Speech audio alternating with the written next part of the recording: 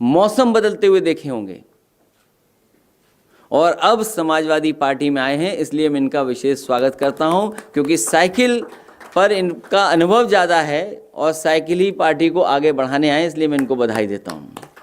और सबसे बड़ी बात यह है कि जो इन्होंने कहा कि एक्सप्रेसवे जैसी सड़क नहीं देखी। एक्सप्रेसवे जो बना वैसा एक्सप्रेसवे देश में नहीं बना। हमारे पत्रकार साथियों को याद होगा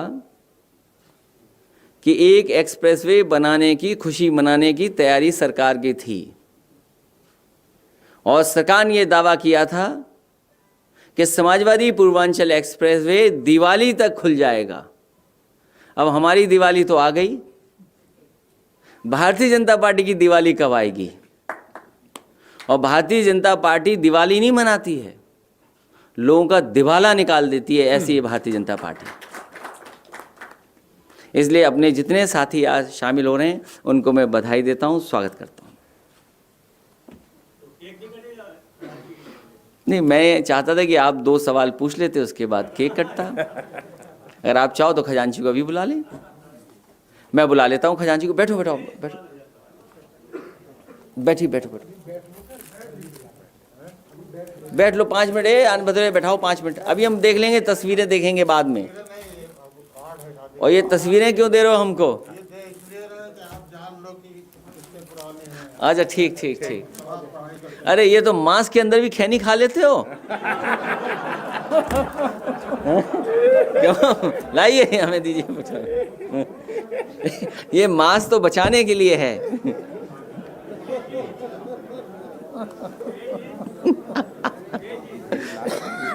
अच्छा, अभी उनसे अनाउंस करवा दो आप। अध्यक्ष जी अनाउंस कर दे, वो घड़ी का गिफ्ट अभी देंगे बाद में, घड़ी और मेट्रो।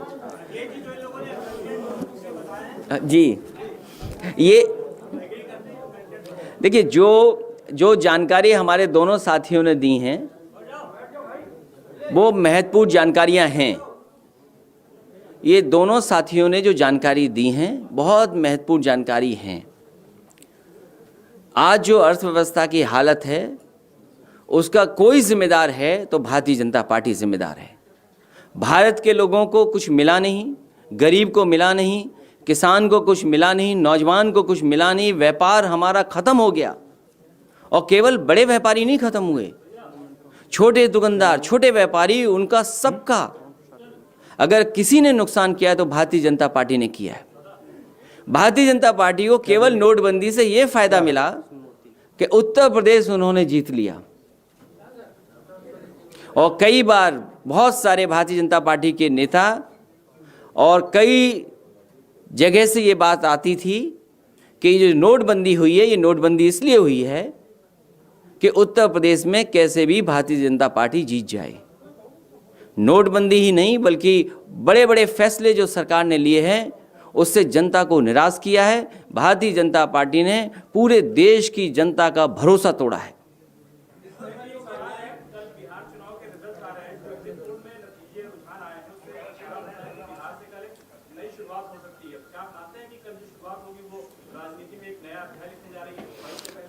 मैं आपके चैनल पे देखूंगा कि कैसी शुरुआत लिखते हो, क्योंकि मैं देखूंगा कि क्या हेडलाइन बनती है, मेरा उसका इंतजार रहेगा।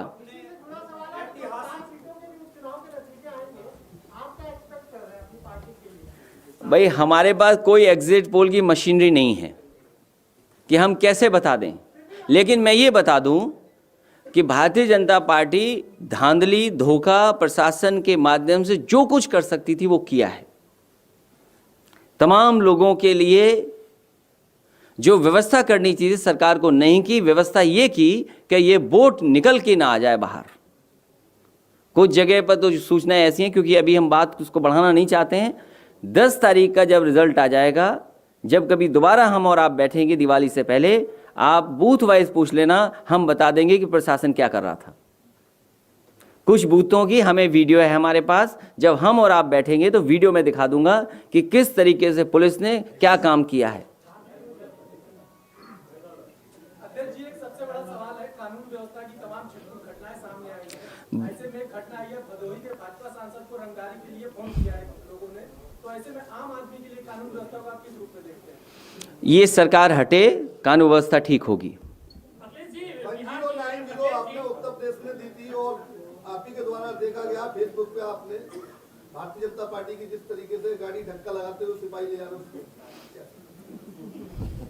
अब जनता धक्का लगाएगी तो जान लो कौन से हटेंगे। बिहार चुनाव में नीतीश कुमार बहुत अलोकप्रिय हो गए थे, क्या लगता है कि यूपी में भी ये फैक्टर काम करेगा? अभी उत्तर प्रदेश में चुनाव होना बाकी है। सर, आपने तेजस्वी यादव को जन्मदिन विश किया है जिसमें लिखा है ऐतिहासिक जन्मदिन। क्या आपको लग रहा है कि बिहार में जो है जो सत्ता पक्ष है वो साथ में? मैं तो जो चैनल देख रहा हूँ वो 180 बता रहा है तो उसमें मैंने क्या खराब बात लिखी है? मैं तो आप ही की बात को यकीन कर रहा हूँ, इसीलिए मैंने ऐतिहासिक लिखा है। और हमें भरोसा है कि जो एग्जिट पोल दिखाए गए हैं उसी तरह का 100% परिणाम आएगा।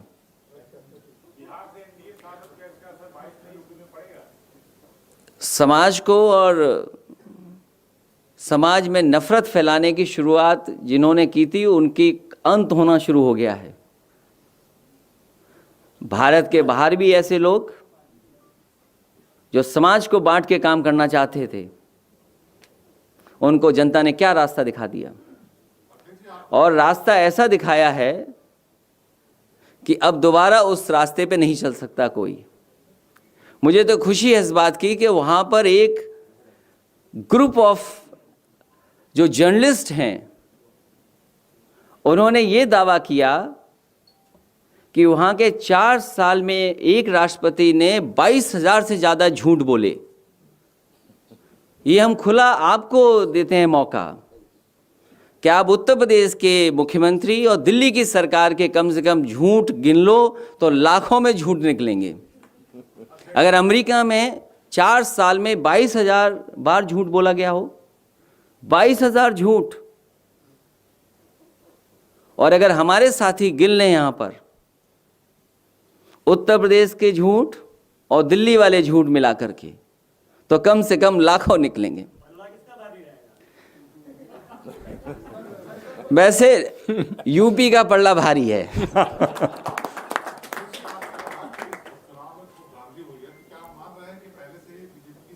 देखिए, बीजेपी की स्ट्रेटजी बहुत अच्छी है, हमारे ठाटा बाबा की स्ट्रेटजी बहुत अच्छी है। इस्लामिक सेंटर ऑफ इंडिया ने एक लेटर लिखा है भारत सरकार को कि हज यात्रियों को रियायत दी जाए इनकम टैक्स से, जीएसटी से फ्री किया जाए हज को। आप क्या कहेंगे? हम तो कहेंगे कि बहुत सी चीज़ें फ्री होनी चाहिए। एक्सप्रेस वे फ्री होना चाहिए। एक्सप्रेस वे फ्री क्यों नहीं है? इलाज फ्री क्यों नहीं है? आपका बिजली इतना महंगा है, ये फ्री क्यों नहीं है बिजली? आपको बिजली फ्री मांगना चाहिए। आप लगता है बिजली का बिल नहीं देते हो या आपको मीटर की जानकारी नहीं होगी, बिजली मीटर की, या जीएसटी की जानकारी नहीं होगी कि किसान को जीएसटी कितना देना पड़ रहा है। और अगर फ्री ही करना है तो हमारे किसान जिसका धान की आप एमएसपी नहीं दे पाए हो, उसको कुछ डीजल में रियायत दे दो, उसको कुछ खाद में रियायत दे दो, और कम से कम ये तो बता दो, आप सदस्यता के लिए तो मिस्ड कॉल है आपके पास। भारतीय जनता पार्टी का सदस्य बनना है तो इस मिस्ड कॉल नंबर पे मिस्ड कॉल दीजिए। हम उन्हीं भारतीय जनता पार्टी के लोगों से जानना चाहते हैं कि किसान कौन सा नंबर मिलाएं, किस पर मिस्ड कॉल दें जिससे धान का उन्हें एमएसपी मिल जाए और गन्ने के किसान को उसकी भुगतान हो जाए। बताइए हमें, कहाँ है भारतीय जनता पार्टी का वो मिस्ड कॉल नंबर?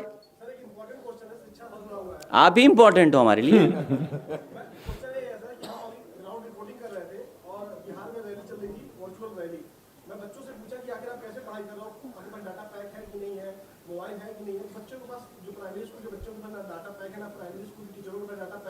सरकार ने कहा था कि 1 GB डाटा देंगे बच्चों को 2017 में भाजपा की सरकार ने, ना डाटा मिला ना मोबाइल मिला, और बच्चों की शिक्षा पूरी तरीके से खराब हो रही है। प्राइमरी स्कूल में कोई भी व्यवस्था नहीं है, ग्राउंड रिपोर्ट नहीं है।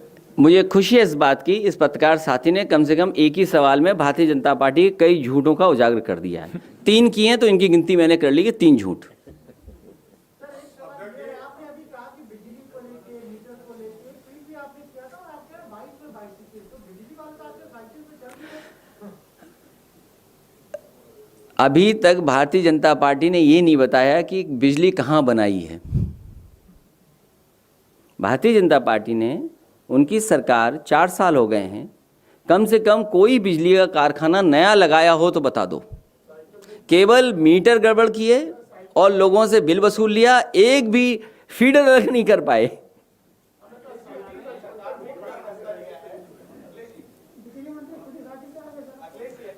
अभी स्वास्थ्य की वजह से बहुत लोग साइकिल चला रहे हैं। सरकार ने ये बोला है कि पीएससी से कोई भी कर्मी अब सिविल पुलिस में नहीं जाएंगे। बीइंग अ चीफ मिनिस्टर, आपको लगता है कि ऐसा पॉसिबल हो पाएगा या फिर इससे कोई फर्क पड़ेगा? आपका क्या है? हम ये चाहते हैं कि मुख्यमंत्री जी को आप याद दिलाइए, जिन्होंने ये कहा था, सरकार बनते ही कहा था कि लाखों नौजवानों को हम नौकरी दे सकते हैं, और केवल पुलिस विभाग में। मेरा आपसे निवेदन है, ये दूसरा सवाल है। इससे पहले वाला सवाल ये है कि मुख्यमंत्री जी को क्या वो बात याद है जो उन्होंने सरकार बनते ही कहा था कि पिछली सरकार ने लाखों नौजवानों को पुलिस में भर्ती से रोका। हम उनसे जानना चाहते हैं कि वो लाखों जगह जो हैं वो कब भरेंगे। अध्यक्ष जी, वाराणसी से एक सवाल है। काशी कॉरिडोर के नाम पे गंगा जी के आगे ललिता घाट पे पूरे रेत से गंगा जी को पाटा जा रहा है, जो कि वहाँ खनन पे बिल्कुल पूरी तरीके से रोक है। हम लोगों ने कई बार उसको प्रकाशित भी किया, सारी चीजें हुआ, लेकिन आज के डेट में काशी कॉरिडोर के नाम पे जो जुर्म, जो एक संस्कृति को जो है मिटाई जा रही है, तो समाजवादी पार्टी उस जो है संस्कृति को संरक्षण करने के लिए किस दिशा में कदम उठाएगी, कैसे उठा रही है? भारतीय जनता पार्टी ने भारत की संस्कृति और न जाने कितने ऐतिहासिक मंदिर थे, इतने किसी ने मंदिर नहीं तोड़े होंगे जितने भारतीय जनता पार्टी की सरकार में। मैं आपसे चाहूँगा कि जब इतना महत्वपूर्ण आपने सवाल पूछा है तो कई जर्नलिस्टों ने सूची दी है, कई लोकल लोगों ने फिल्म बनाई हैं, सोशल मीडिया पे चीज़ें डाली हैं। मैं चाहूँगा कि कम से कम ये बताइए कि कितनी पुरानी हेरिटेज उसको ख़त्म भारतीय जनता पार्टी ने कर दिया, जो हमारी संस्कृति थी बनारस की। और फिर माँ गंगा की कसम खा कर के न जाने कितनी बात की गई थी। आज बताएं कि गंगा के पानी की बीओडी क्या है, डिसॉल्व ऑक्सीजन की मात्रा क्या है, क्या वो साफ़ हो गई? साफ़ तो नहीं हुई। समाजवादियों ने जो वरुणा नदी को साफ़ करने का जिम्मा उठाया था, उस काम को रोक दिया। हम आपको भरोसा दिलाते हैं, समाजवादियों ने भारत की संस्कृति को और भारत का जो सोल है, भारत की जो आत्मा है, वो ये है कि हम सब आप मिल कर के रहते हैं। उस परंपरा को आगे बढ़ाने का काम समाजवादी लोग करेंगे। और मैं याद दिला दूं साथ ही साथ, संस्कृत यूनिवर्सिटी इकलौती है।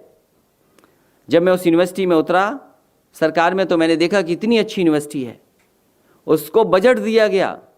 पता नहीं बजट का क्या हुआ, संस्कृत यूनिवर्सिटी का जो बजट दिया गया था। और अब तो सुनने में ये भी आया है कि हमारे संस्कृत बोलने वाले गुरुओं पर भी कुछ नोटबंदी जैसा फैसला हो गया है। अब खजांची बुला लूं?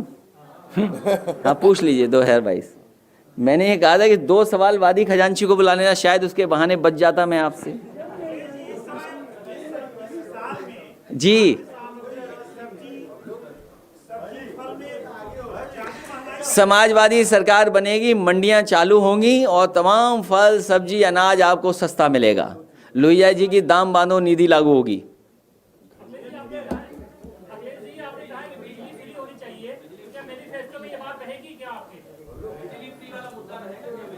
अभी 1 साल है, हमारी साइकिल ऐसी है, फ्री है, पैडल मारिए चलते चले जाइए।